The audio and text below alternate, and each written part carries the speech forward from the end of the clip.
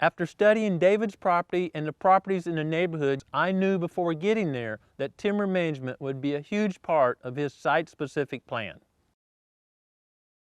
When managing timber stands, whether hardwoods or pines, you need to look at it as a continuum. And on one extreme end of the continuum is maximum income, and the other extreme end of the continuum is maximum quality wildlife habitat.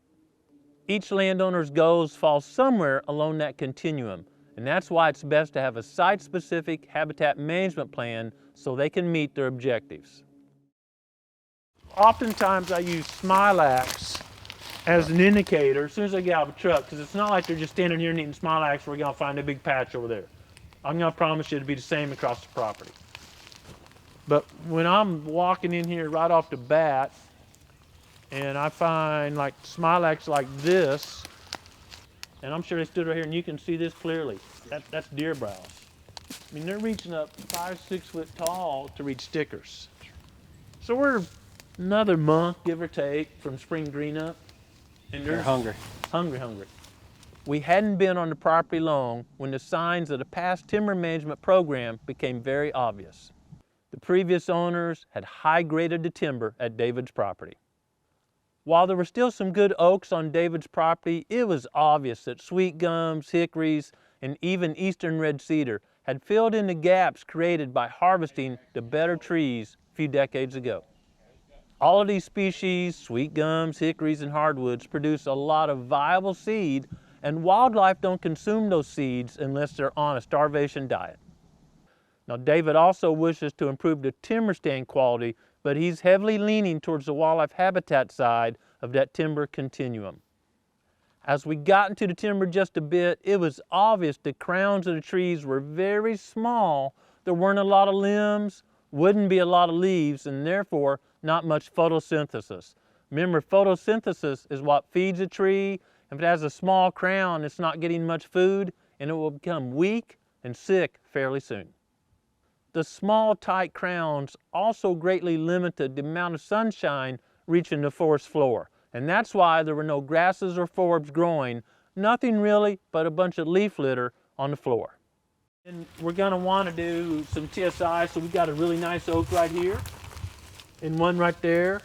And so I would come in here and like I would double girdle a hack and squirt this, and I look up. When most people look down, I look up, so I look at the crown of that tree that's much bigger, and it's competing with this little tree here, this 8-inch tree. So I would probably hack and squirt that one, and that will give me a gap between that tree and that tree over there about 10 yards straight through here. And this is in the middle, and the crowns don't have any room to expand. So I would take this one out as an example and let those other two trees grow in from there. Does that make sense? David wishes to do most of the timber stand improvement himself, so we talked about using the double girdle and hack and squirt technique. Both of these techniques achieve the same objective. You can terminate the tree while it's standing without taking a chainsaw and cutting it down.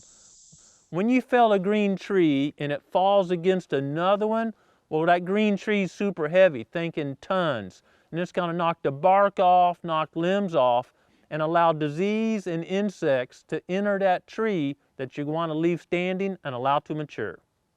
So we have two tools, but they're best used at a different time of year. The double girdle works really well now. Matter of fact, you can start using it about the time the leaves started changing colors and continue using it until about July or so. The rest of the year, from about July until the first leaves start changing color, it's really simple and faster to use the hack and squirt system.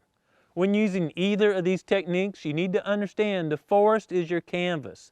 And each stroke or girdle you make, well, that's a brush stroke on that canvas that's going to last for decades to come. Again, David's actions are necessary due to choices of previous landowners.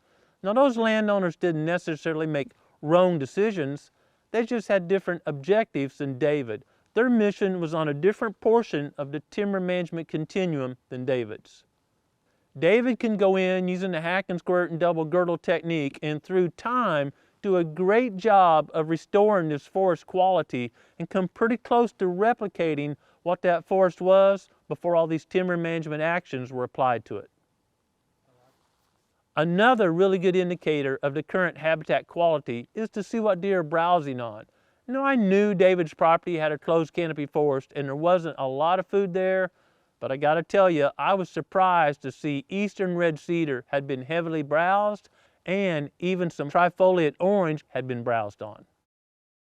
Knowing that deer were browsing on very undesirable species at David's property, I was very excited to share our plan with him and help him improve the habitat quality. I also knew, since deer were browsing on those species, there wasn't any better habitat in the neighborhood or deer would have been feeding there. That made me extremely excited because I know once David implements the plan, his property will be the hub of deer and turkey activity in the neighborhood. I'm very excited to receive updates from David, and I know him and his family will have many great hunting opportunities on his property.